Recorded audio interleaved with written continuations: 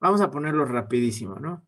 La antigüedad va del 6000 antes de Cristo al 353, no, al 376. 476, perdón, al 476 de nuestra era, que es la caída del Imperio Romano, así lo pone la historiografía, digamos, más tradicional. Luego de que cae Roma a que cae Constantinopla, que sería la capital del Imperio Romano de Oriente, pasan 1000 años, ¿no? Estamos hablando de 1453, casi 1000 años. Nos quedamos unos 20 años corto. ¿Ah? Bien, entonces después de la Edad Media viene la Edad Moderna y tiene 3 siglos. Ajá. Los 3 siglos se pueden reconocer fácilmente a partir de 3 nombres distintos. El primero de estos siglos es el Renacimiento, que tiene su foco geográfico principalmente en Italia, aunque en los Países Bajos también hay en este periodo Renacimiento. Estamos hablando de mediados del siglo XV y el siglo XVI. Este sería el primer siglo, sería el Renacimiento. El segundo siglo de la Edad Moderna, depende en qué lugar del mundo estén parados, va a tener nombres distintos. Por ejemplo, en España se llama el siglo de oro español.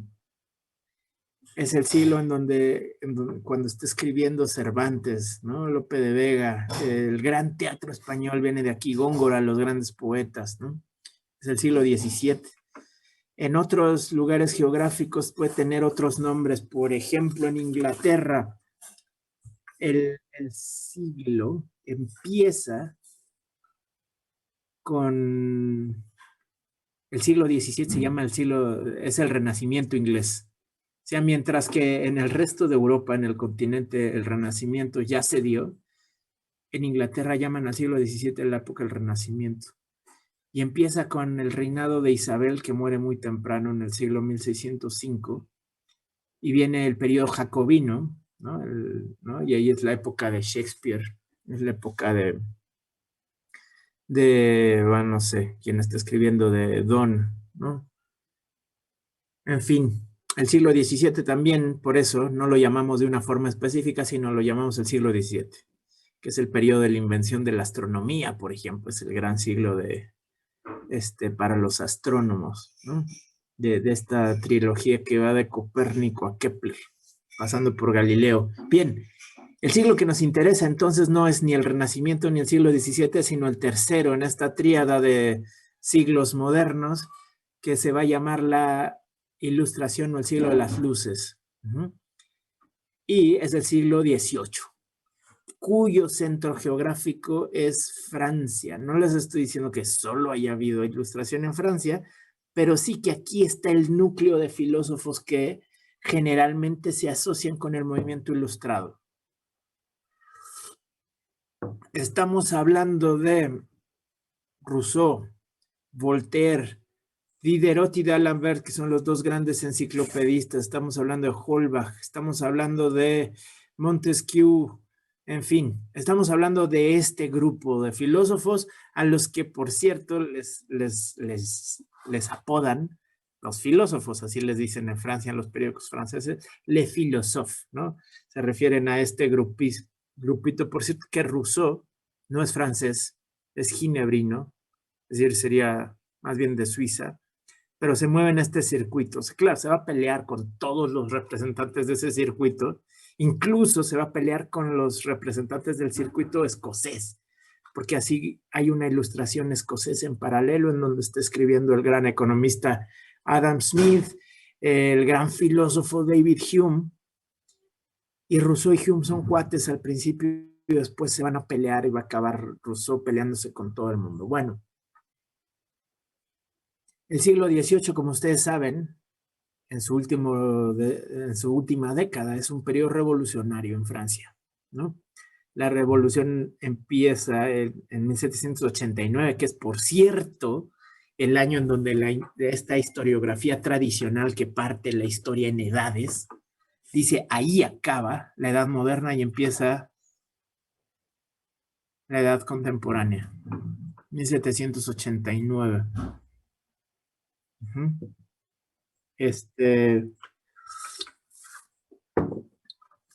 Bueno, de 1789 el asalto a la cárcel de la Bastilla, y durante el resto del siglo XVIII, Francia está pasando por su proceso revolucionario, ¿no?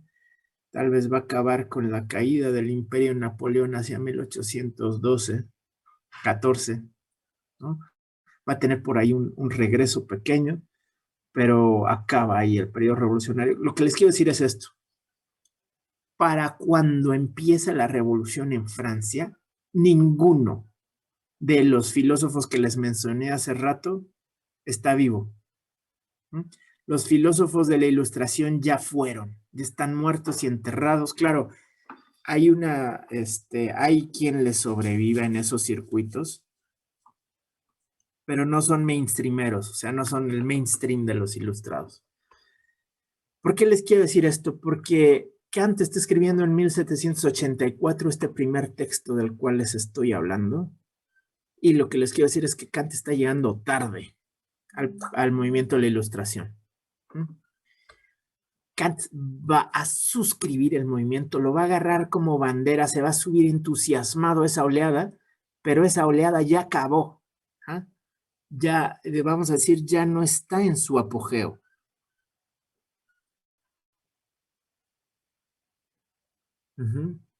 No solo ya no está en su apogeo, sino que el centro de la actividad ilustrada, no solo intelectual, sino en los procesos sociales, es Francia. Y entonces Kant no solo está llegando tarde, sino está en la periferia, a donde están sucediendo los acontecimientos. Y en los textos, en los ensayos de qué es la ilustración, idea de una historia universal en sentido cosmopolita, si la humanidad se halla en constante progreso hacia mejor, es decir, en los textos que Kant dedica a la disciplina, filosofía de la historia, Kant está reflexionando sobre lo que está pasando en Francia. ¿Ah? De lejos, está de lejos Kant viendo con mucho entusiasmo lo que está pasando en Francia, y además con una especie de entusiasmo como precavido, ¿no? O sea, a ver, Kant es un entusiasta del proceso revolucionario en Francia y le gusta, pero le asusta. O sea, cuidado con ese tipo de rebeliones, cuidado con esos procesos tan violentos, porque acá no los necesitamos, porque acá tenemos a nuestro gran monarca déspota ilustrado, Federico, que bla, bla, bla, en fin. Sin embargo, ve con admiración y con mucho entusiasmo lo que está aconteciendo en Francia. Bien.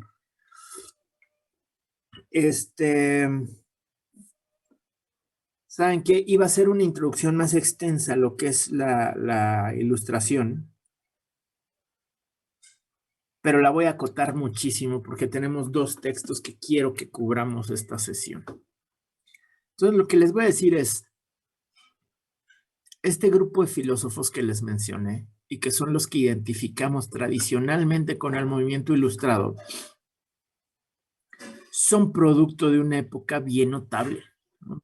Y son producto de condiciones históricas bien notables y son producto de una clase social muy particular. ¿Por qué? Porque son filósofos, como toda, digamos, la modernidad, hijos de la clase social naciente, no solo naciente, porque tal vez nació varios siglos antes, nació hacia finales de la Edad Media, pero que está a punto de disputar el poder político y hacerse la clase social hegemónica. Me estoy refiriendo a la burguesía, ¿no? Vamos a decir, en las formaciones históricas previas tenían este tipo de estamentos como la aristocracia, el clero, el pueblo llano, ¿no? Etcétera. Hacia finales de la Edad Media empieza a surgir una capa, una clase media, entre la aristocracia y el clero y el pueblo llano dedicado al campo, digamos, a los siervos de la gleba, etc. Y es una clase social que se asienta en torno a los burgos, por eso a las ciudades, y empieza a vivir de actividades económicas tipo el comercio, la producción artesanal, ¿no? vamos a decir, producción incipiente frente a la gran producción feudal que es principalmente agrícola. Esa clase social que se asienta en torno a los burgos se va a conocer como la burguesía.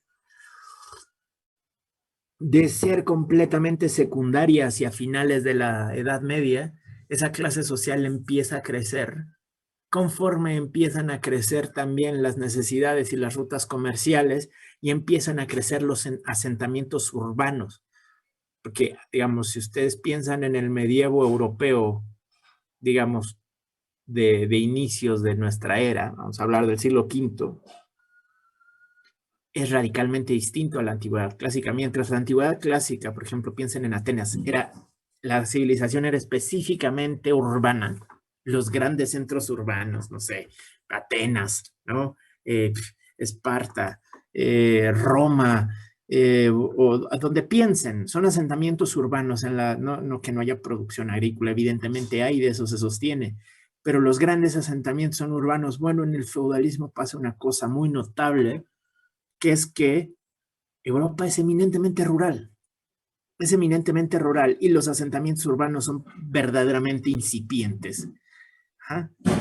Hacia finales de la Edad Media empiezan a crecer nuevamente los grandes centros urbanos y empiezan a tener una presencia y una importancia para los procesos económicos y políticos bastante relevante. Bien, entonces la clase social empieza a crecer. Y esto es que les estoy diciendo es del libro de texto, pues. La clase social empieza a tener poder económico. ¿Por qué? Porque son los comerciantes, porque son los artesanos, es por las manos de quienes pasa el dinero, ¿no? El pueblo ya no maneja dinero. Produce, paga tributo, paga trabajo al señor feudal y consume de su propia producción. Los aristócratas son los amos del derroche, pero, o sea, cuando yo les digo amos del derroche, se los estoy diciendo en serio, ¿no?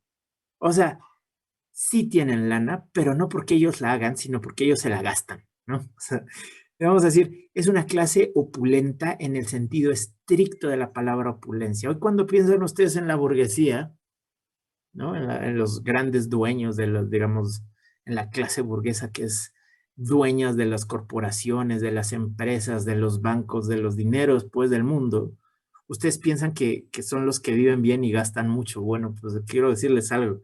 Los burgueses son cuentacenavos, son unos amarrados con respecto, o sea, del dinero. No gastan, no gastan. ¿Por qué? Porque para la burguesía el dinero no es dinero, es capital. Y si te lo gastas, ya no lo reinvertiste. Y si no lo reinviertes, el capital no crece. Entonces la burguesía siempre tiene un compromiso con reinvertir el dinero. Bueno, ¿qué creen la aristocracia? No. Porque la aristocracia no vive del capital, vive de sus rentas, de la cantidad de tierra que tienen. ¿Ah? Entonces, sí hay una clase social que ha derrochado irracionalmente en la historia, es la aristocracia.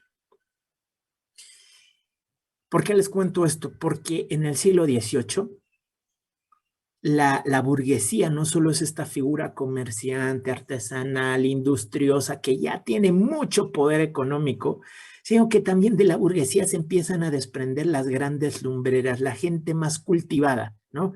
Banda que estudió mucho, que no se dedica ni al comercio, ni no se dedica a la industria, sino pues se empiezan a hacer el resultado del humanismo, de estos humanistas, ¿no? Que los humanistas hacia, digamos, en la época del Renacimiento,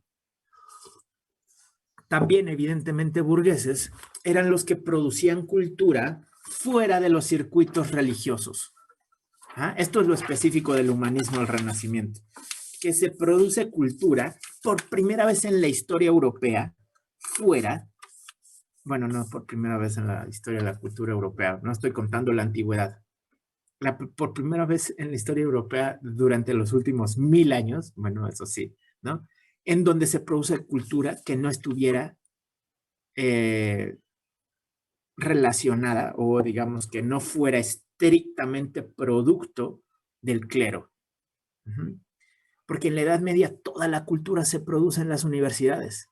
La cultura, la alta cultura, ¿no? se produce en las universidades, y las universidades todos son monasterios.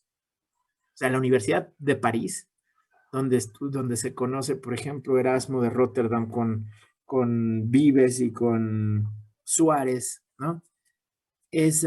Perdón, con Francisco de Vitoria, esa universidad es un monasterio, pues, ¿no? Y entonces, lo que es especial del Renacimiento, del primer siglo moderno, es que empieza a haber producción escrita de filosofía, producción cultural, de teoría política, por ejemplo, en Maquiavelo, que no está sistemáticamente relacionada con la iglesia. ¿Mm? Entonces, vamos a decir, en el desarrollo de este humanismo burgués, vamos a decir creyente, no les estoy diciendo que fuera ateo, eran creyentes, todos eran cristianos, pero no eran monjes, no eran sacerdotes. 2 siglos después, pues tienes a los filósofos de la Ilustración, ¿no? Estos filósofos de la Ilustración ocupan un lugar bien notable en la estructura social. ¿Por qué? Porque vamos a decir, en la mañana se levantan digamos, en la hostería en la que se hayan hospedado, ¿no? Atraviesan las calles de lodo, ¿no? Conviviendo con el pueblo, ¿no?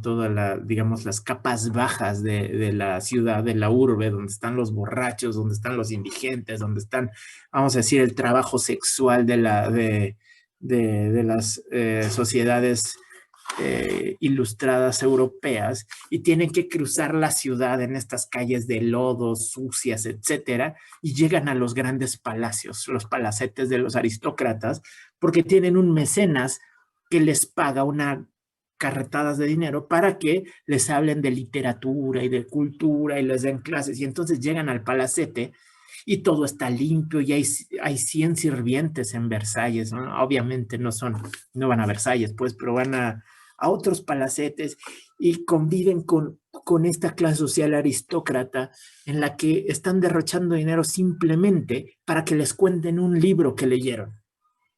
Y entonces, digamos, estos filósofos ocupan este lugar intermedio en el que son testigos de los abismos sociales que hay entre la aristocracia y el pueblo llano, porque atestiguan los dos, atestiguan la experiencia de las clases bajas y la experiencia de vida de la aristocracia. Y les cuento esto porque empieza en la filosofía a haber un giro muy interesante, que se empieza a producir filosofía crítica. Y no estoy exagerando cuando les digo que la filosofía crítica se inventa en la Ilustración. De verdad. O sea, piensen en el siglo XVII, piensen en los filósofos políticos del siglo XVII, piensen en Thomas Hobbes, piensen en John Locke. Híjole, y Spinoza también está ahí. Spinoza sí es crítico, pero no en el mismo sentido en el que empiezan a hacer crítica los filósofos ilustrados. Los filósofos ilustrados, por ejemplo, Rousseau. Rousseau toma el género del contractualismo, que ya lo habíamos leído en Hobbes o en Locke o en Grotio o en Pufendorf, etcétera, ¿no? Sí, sí. Spinoza, como dice Negri, es una anomalía salvaje. Está fuera de tiempo, ¿no? Tiene un texto Negri que se llama La anomalía salvaje porque justo siempre es un problema cuando lo quieres categorizar. Bueno, regreso. Toma el género contractualista que dice: el estado político lo vamos a describir en 3 etapas: estado, naturaleza, contrato social y estado civil o político. Y en el género, ese género siempre había usado esa estructura para justificar la necesidad de un estado político. Un poquito más o menos, el argumento era: si no tenemos estado político, la vida es insufrible. El estado natural es insufrible y por lo tanto necesitamos un estado político. Y entonces toda la filosofía política era fundamentadora de la necesidad de un estado, por ejemplo. ¿Y qué llega a hacer Rousseau? Rousseau llega a insertarse en ese género literario, ¿no? de la construcción del estado de naturaleza, para decir que exactamente lo opuesto, para hacer crítica de nuestro presente. Dice: miren, en el estado de naturaleza éramos fuertes, éramos feroces, éramos sanos, éramos audaces, no necesitábamos nada y ahora estamos enfermos, nos falta libertad, somos corruptos, bla, bla, bla, bla, bla. ¿De qué nos sirvió el estado de naturaleza? No para decir era insufrible, sino para decir, así como están las cosas hoy, no sirven, hay que cambiarlas. Entonces les digo, es un ejemplo para ilustrar, disculpen el uso reiterativo de la palabra ilustrar, para ilustrar cómo la ilustración inventa la filosofía crítica, ¿no? Claro, en Kant la crítica va a adquirir proporciones monumentales. Bueno, vamos a decir, de Kant dividimos su producción teórica en el periodo precrítico, y cuando decimos eso estamos hablando de antes de publicar la crítica a la razón pura, que publica en 1781, y el periodo crítico, o sea, a partir del 81 y en adelante. Por cierto que Kant no lo hubiéramos leído si no escribe la crítica a la razón pura. O sea, alguien muy clavado en filosofía del 18 diría, hubo un tipo ahí en un pueblito de Prusia, ¿no? En un pueblucho de Prusia que se llama Königsberg, que tenía un texto como bien chistoso sobre la diferencia entre el sentimiento de lo sublime y lo bello, ¿no? Lo bello y lo sublime, y hay algunas ideas interesantes. Bueno, si no se hubiera callado Kant en 1770, después de que lea Hume, al tratar la naturaleza humana, y dice, ¡pum! Esto me voló los sesos, dice Kant. Porque Hume dice, bueno, es que los filósofos están persiguiendo la verdad, pero ¿qué creen? Es una tarea imposible. El escepticismo, justo. El escepticismo de Hume le pega como si fuera un mazo en la cabeza. Despertó del sueño metafísico que traía, nos recuerda acá Osvaldo en el chat, ¿no? Despertó el sueño metafísico que traía y se queda callado reflexionando y estudiando, investigando sobre lo que dijo Hume en el Tratado de la Naturaleza Humana, y regresa 11 años después de eso con la publicación de este parteaguas para la modernidad, que es la crítica a la razón pura. Y para Kant, crítica quiere decir algo bien específico, que es establecer los límites de algo. Crítica es decir hasta dónde sí y hasta dónde no. ¿Qué quiere decir pues ese título de crítica a la razón pura? Quiere decir cuáles son los límites del conocimiento posible a partir de solo la razón. Razón pura quiere decir el pensamiento que no participa, que no se funda en la experiencia, es decir, el pensamiento a priori, el que es absolutamente necesario. Y esto es para responderle a Hume. Hasta dónde da el pensamiento que no se funda en la experiencia. Y regresa con ese texto. Bueno, pero el pensamiento de Kant, el pensamiento crítico de Kant, no sería posible sin los filósofos ilustrados. No sería posible sin Hume, Ilustración escocesa, y no sería posible en política sin el pensamiento crítico de Rousseau. En las confesiones de Kant, dice abiertamente que se desveló 2 veces en su vida, leyendo a Rousseau y leyendo a Hume.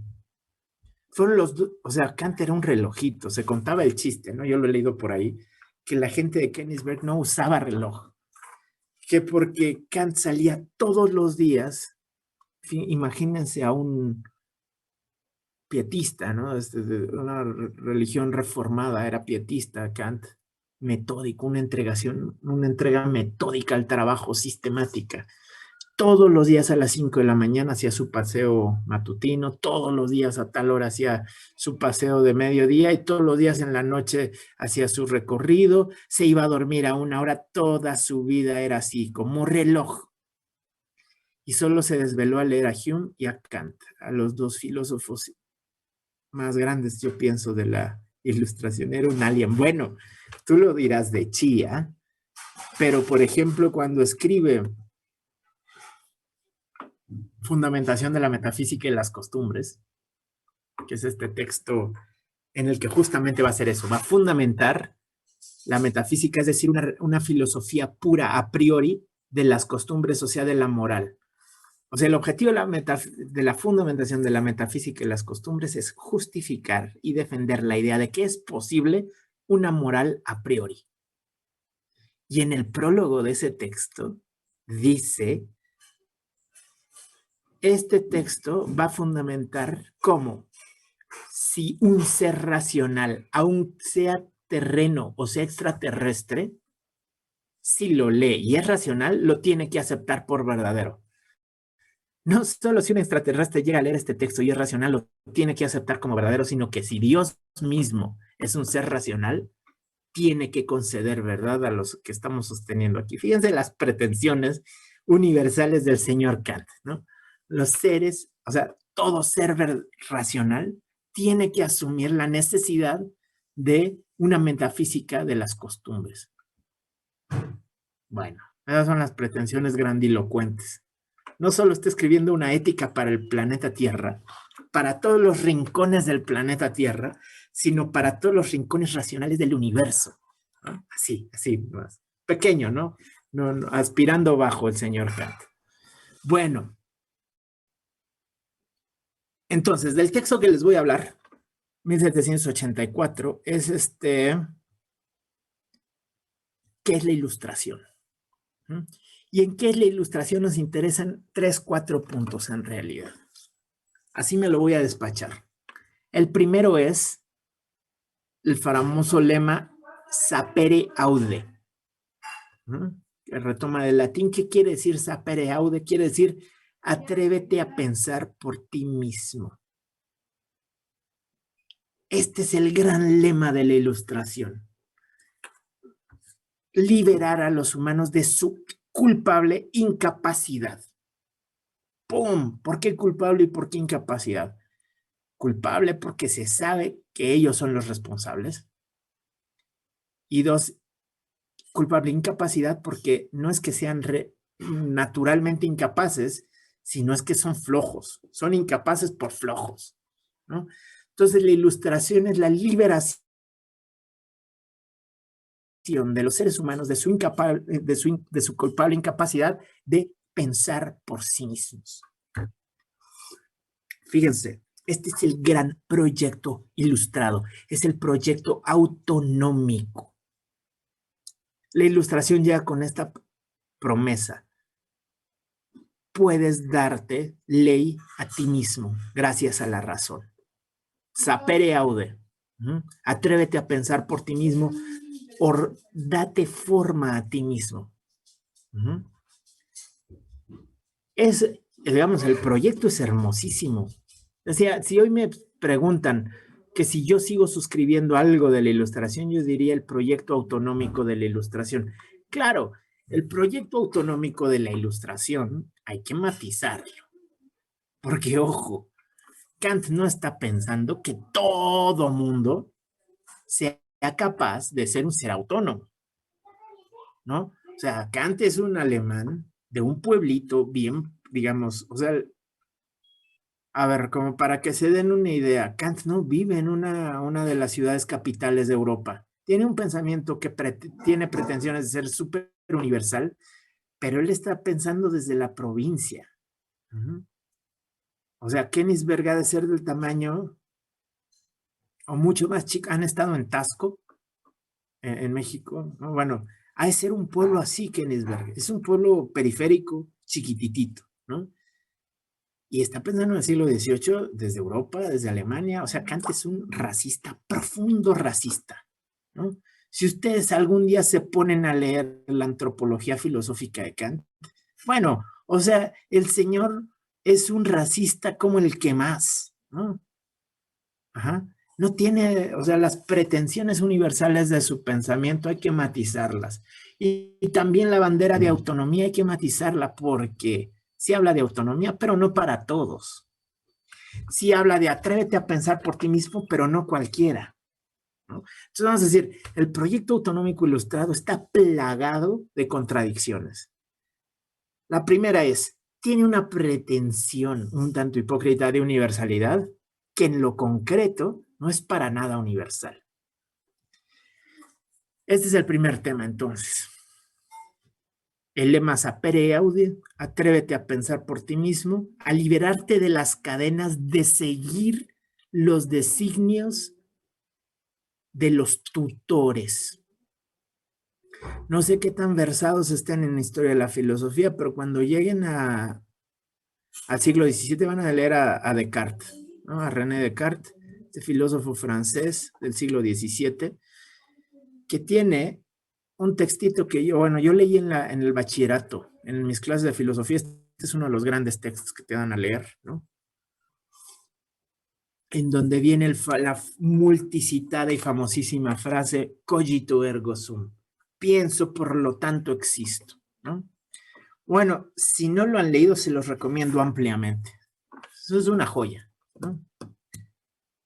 Las meditaciones, claro, las meditaciones metafísicas son una maravilla, pero digamos, la versión popular de las meditaciones es el discurso del método, justamente. Ese, gracias. Por Paco levantó ahí el libro de meditaciones, yo lo tengo en Forrúa, ¿no? Una edición feona, ni modo. Forrúa cumple las tareas de ser una editorial de batalla, ¿no? De regar la cultura a niveles populares importantes. Bueno, ¿por qué les digo esto? Porque en el discurso del método, Descartes empieza con una especie de autobiografía intelectual, contándonos su vida. ¿Ah? Y dice, no, bueno, yo empecé, nos cuenta muchas cosas y de repente llega su formación de bachiller. Yo estudié en una de las mejores escuelas de Europa, ¿no? En la Universidad de La Fleche, creo que se llama. ¿Ah? Ojo, ustedes dicen bachiller, dicen, apenas llegó al bachillerato. Bueno, en esa época el bachillerato era el doctorado. O sea, llegar a estudios de bachiller ya es así como la banda culta, ¿no? Les voy a poner un ejemplo. En esa misma época en la que está vivo Descartes, está escribiendo Cervantes El Quijote.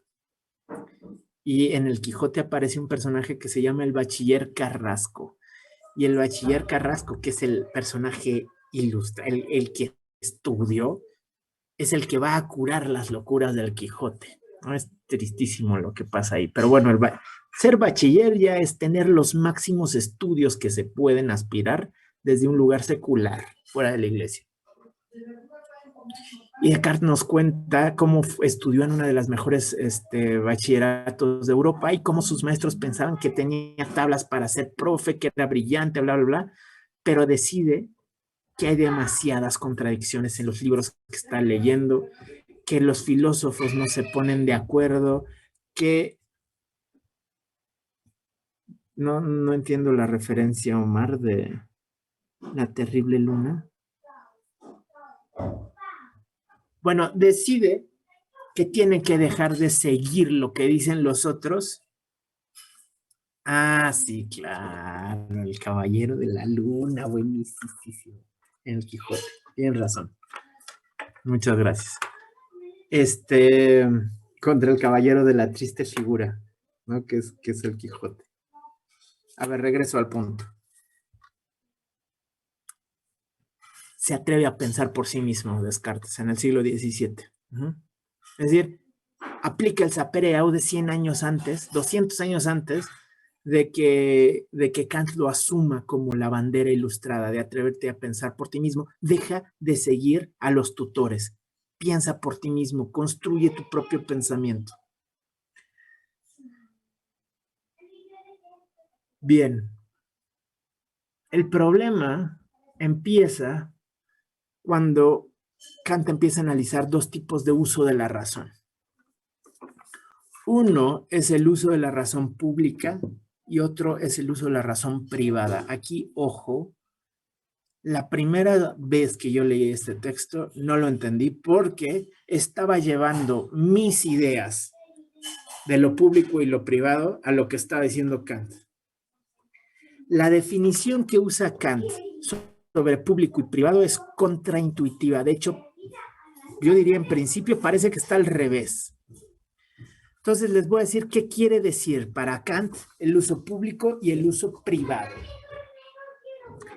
El uso privado no quiere decir el que yo, cuando estoy privado del mundo en mi propio escritorio, me pongo a hacer. De hecho, para Kant, eso es más bien uso público de la razón.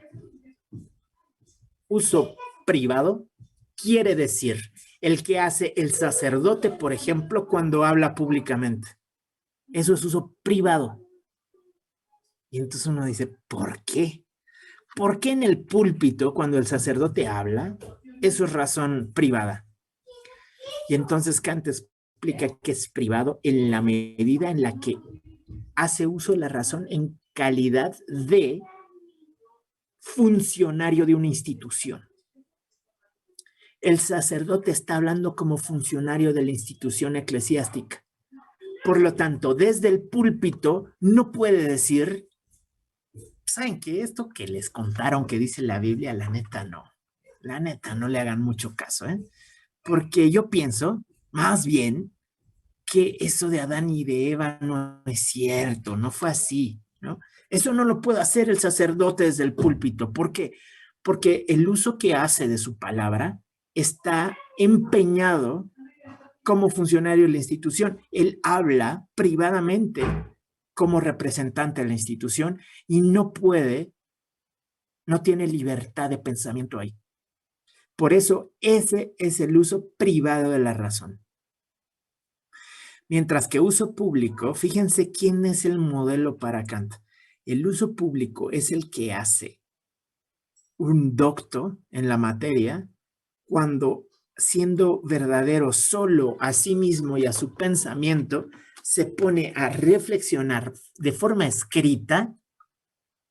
Ajá, ojo, el uso público de la razón, sí, justo es Lutero, y clava sus 95 tesis en la puerta de la catedral de... Ay, Dios, se me acaba de ir el nombre del pueblo alemán de donde es Lutero. Wittenberg. Clava las 95 tesis en las puertas de Wittenberg. Ojo, ahí no está hablando como funcionario de la iglesia en un público amplio de escuchas que pueden enojarse o encender sus pasiones a partir de la escucha de un sermón incendiario y salir a cazar burgueses. No, eso no es uso público de la razón. Uso público de la razón es escrito para la comunidad de doctos que te pueden leer y reflexionar meditadamente la propuesta que traes. Y entonces en el debate público se puede ir poco a poco reflexionando y transformando, reformando el mundo a partir del cultivo de ideas. Entonces, el uso público de la razón es escrito para el grupo de conocedores, de doctos, ¿no? La gente que es capaz de recibir un discurso meditado y reflexivo, leerlo y entrar en un debate de esa categoría, no ponerte a hablar públicamente e incendiar los corazones del pueblo llano. Adelante, Dante, traes una pregunta. Yo lo entendí el uso público de la razón ligado con este concepto de autonomía, como usar la razón pública es usándolo autónomamente, o sea, ya no en condición de funcionario, sino individualmente tú razonando, poniendo en cuestión ciertas cosas y así haciéndolo. Por supuesto, es un uso autónomo de la razón que no está regido por tus, vamos a decir, por tu calidad de funcionario. Eres tú, como sabio en la materia, reflexionando, solo siendo verdadero para con tu propia conciencia sobre el mundo. O sea que sí, definitivamente es autónomo, pero no cualquiera puede ser autónomo. Aquí es donde vienen todas las restricciones. Tiene que ser escrito, tiene que ser para el público de conocedores y quienes pueden leer. O sea, piensen en el nivel de analfabetismo de la época. Les voy a leer para que no crean que yo les estoy inventando esto de que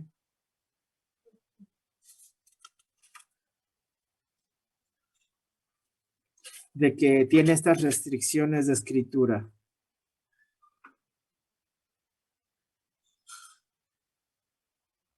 Ahí voy, estoy buscando la cita. Fíjense, entiendo por uso público aquel que en calidad del maestro, no el alumno no puede hacer uso público, la razón no le estoy diciendo a ustedes, le estoy diciendo lo que dice Kant. En calidad de maestro, se puede hacer de la propia razón ante el gran público del mundo de lectores, no de escuchas, de lectores. ¿Ah? Mientras que por uso privado entiendo el que ese mismo personaje puede hacer en calidad de funcionario.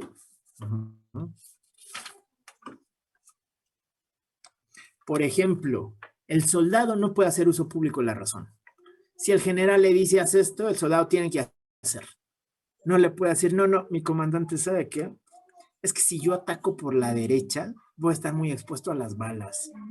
¿Por qué no mejor usted se va por la derecha y nosotros lo esperamos aquí a ver si se logra o no? ¿No? Eso no se puede, dice Kant. No se puede poner en cuestión, o sea, imagínense que el problema que sería el uso público de la razón en contextos específicos. Tampoco el clérigo, ¿no? Por ejemplo, el clérigo está obligado a enseñar la doctrina y a predicar con arreglo al credo de la iglesia que sirve. Por eso Lutero, no desde el púlpito, empezó a tirar pestes. Primero, antes de clavó sus 95 tesis. Y cuando predicaba era bien moderado el Lutero. Bueno, de hecho, ya si se quieren clavar, busquen el debate entre Lutero y Münzer, ¿no? Thomas Münzer. Münzer es otro reformado de la época, pero ese debate sí era radical. Era tan radical que lideró una rebelión campesina en Alemania, que los aplastan en 1524, ¿no? Los hacen pedazos a los campesinos, les mandan a todos los ejércitos de Europa para aplastarlos, ¿no? Pero entre Lutero y Münzer el problema es que Münzer predica para el pueblo llano, ¿no? Este es el gran problema que tiene Lutero con Münzer. Bueno, y Kant está suscribiendo el luteranismo, o sea, su figura de alguien reformado, de alguien que puede reformar el mundo es Lutero. Ok. Bien. Entonces, híjole, ¿saben qué? Me voy a ir súper rápido por este texto porque sí le quiero dar como toda una hora al segundo texto. Es decir, para tener ilustración, para llegar a ser una sociedad ilustrada se requiere libertad. Se requiere libertad de uso público de la razón. Es decir, empieza la reivindicación de las libertades típicamente liberales. Libertad de conciencia, libertad de culto, libertad de pensamiento y de expresión. Y con ello libertad de prensa, ¿no? O sea, Kant dice, si no tenemos estas libertades aseguradas, no nos vamos a ilustrar. ¿Pero qué creen? Pensando en lo que está pasando en Francia, en Alemania, y le avienta una flor a Federico, tenemos al gran Federico, que entiende que mayor libertad no implica menor poder. Por su parte, se los voy a leer, ¿no? Porque Kant no quiere que lo confundan con un revolucionario, no quiere que lo confundan con un jacobino. Al tiempo que está volteando y con un discurso libertario, vamos a decirlo así, para finales del 18 es un discurso libertario, no quiere que lo confundan con un revolucionario. Y se cure en salud. Fíjense cómo dice. Si ahora nos preguntamos, ¿es que vivimos en una época ilustrada? La respuesta será no. Pero sí en una época de ilustración. O sea, estamos en proceso de ilustrarnos. No ya estamos ilustrados, sino nos estamos ilustrando. Falta todavía mucho para que, tal como están las cosas y considerados los hombres en conjunto, se hallen en situación y tan siquiera en disposición de servirse con seguridad y provecho de su propia razón en materia de religión. O sea, todavía no puedes dejar a la banda solita que decida las cosas, ¿no? Pero vamos hacia allá. Pero ahora es cuando se les ha abierto el campo para trabajar libremente en este empeño y percibimos inequívocas señales de que van disminuyendo poco a poco los obstáculos a la ilustración general o superación por los hombres de su merecida tutela.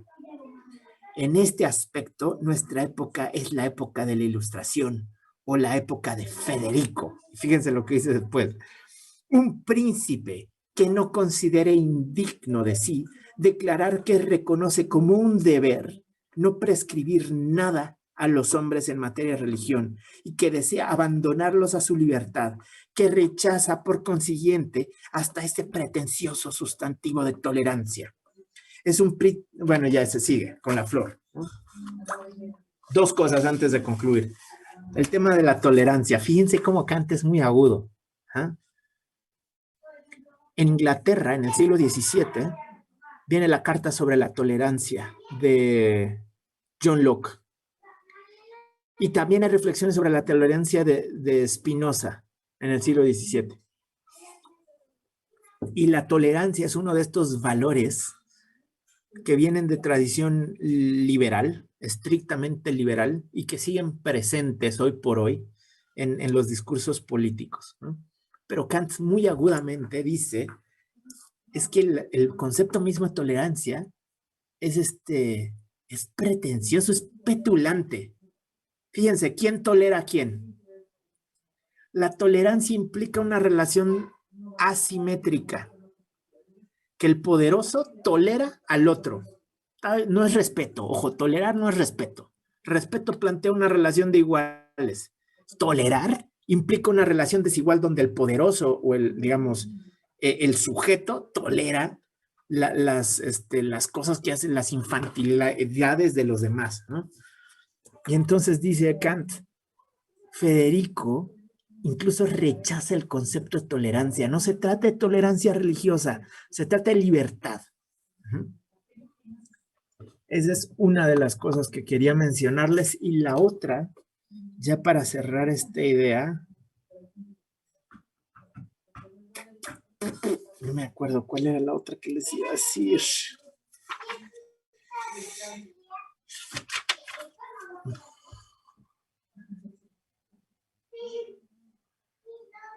No lo recuerdo. Ah, sí, ok. La lógica del despotismo ilustrado. Federico II, al que se refiere Kant, es uno de los famosos déspotas ilustrados. La otra es Catalina la Grande, que es una alemana que fue emperatriz del Imperio Ruso, ¿no? Sí, Catalina la Grande también es déspota ilustrada, y ahí el otro ejemplo importante de la época es el chocolate, ¿no? Carlos V, que es de los Austrias, que es al mismo tiempo, es emperador, rey de España y rey del Imperio Austrohúngaro y de los Países Bajos, ¿no? Despotismo ilustrado es esto, son monarcas absolutistas, como Luis XIV, por ejemplo, Luis XVI, al que en Francia le van a cortar la cabeza a finales del siglo, o como los Jacobos, ¿no? O como Isabel y sobre todo los Jacobos, ¿no? Jacobo I, Carlos I, Carlos II y Jacobo II de Inglaterra en el siglo XVII. O sea, son monarcas absolutos, pero que tienen ideas progres. Por ejemplo, dan ciertas libertades, libertad de pensamiento, libertad de conciencia, etcétera, etcétera. Entonces, no es que sean menos absolutistas, son déspotas, pero son ilustrados, ¿no? Y Federico II está en este grupo, ¿no? de déspotas ilustrados. Ok, bien, hasta aquí. Y entonces, el ensayo va a cerrar diciendo, entiendan la máxima, razonad todo lo que queráis, pero obedeced. Fíjense, es libertad de pensamiento, no es libertad política. Aguas, no me confundan, dice Kant. No soy un anarquista, ¿no? De lo que estoy hablando es libertad de conciencia, libertad de expresión, de pensamiento. De los maestros que saben escribir, gente razonable, no pasional, etcétera, y obedezcan. Al mismo tiempo que estén pensando, obedezcan, y poco a poco las sugerencias van a permear y van a reformar la sociedad. Bien, hasta aquí este texto. ¿Dudas, preguntas, comentarios? ¿No? Bueno, discúlpenme, me voy tendido porque le vamos a dedicar lo que resta de esta sesión y la siguiente a dos ensayos. Idea de una historia universal en sentido cosmopolita, que es el que vamos a empezar ahora, Y el otro que les voy a pedir para la siguiente sesión es si la humanidad se halla en constante progreso hacia mejor. Ahí sí, ya ese otro texto que les digo es posterior a 1789. O sea, el otro texto ya lo escribe Kant después de la Revolución Francesa. Estos dos que estamos empezando a discutir ahora son previos a la Revolución Francesa. Bien, pero posteriores a la crítica a la razón pura. Muchos de ustedes me dijeron que iban en segundo, la mayoría va en segundo semestre. Entonces, mi pregunta para entender el planteamiento inicial del siguiente ensayo es si ya llevaron en epistemología o en teoría del conocimiento nociones básicas de la crítica a la razón pura de Kant. No. Ok.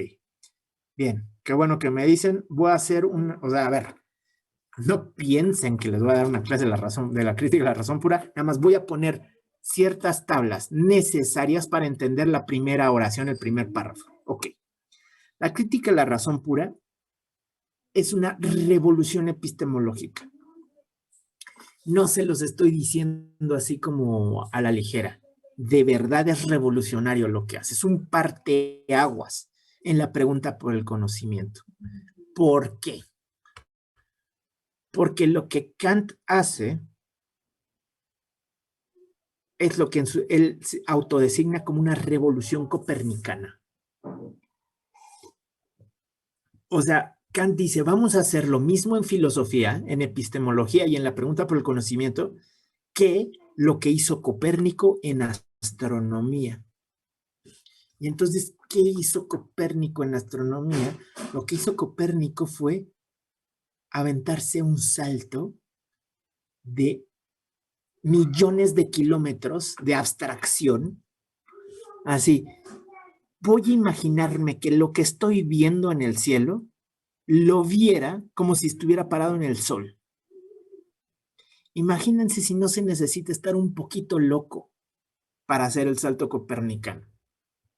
Se necesita un pensamiento, o sea, una capacidad de abstracción espectacular, pero sí se necesita un dejo de locura genial, de esos desplantes de locura espectaculares que dicen, vamos a voltear la cosa, vamos a verla desde otro punto de vista. Ahora, lo que hace Kant es un giro copernicano. Dice, la pregunta por el conocimiento siempre se ha interrogado cómo es el mundo. Porque yo lo estoy conociendo y quiero saber cómo es el mundo, entonces toda la epistemología tiene que ver con cómo es el mundo.